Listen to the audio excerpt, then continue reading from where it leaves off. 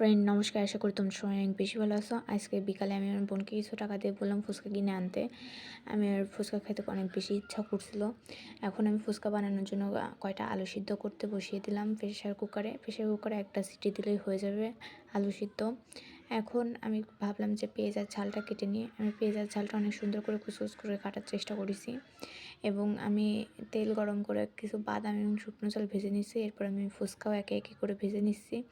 এক এক করে ফুচকা ভাজতে ভাজতে আমার সবগুলো ফুচকা ভাজা হয়ে গেছে, কিন্তু আমি কোনো ক্লিপ নিতে পারিনি।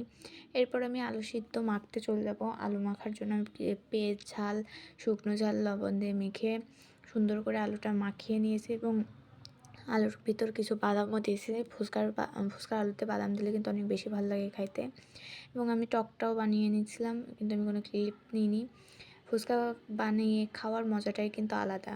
ফুচকাটা কিন্তু অনেক মজা হয়েছিল খাইতে। তোমাদের জন্য একটা পিক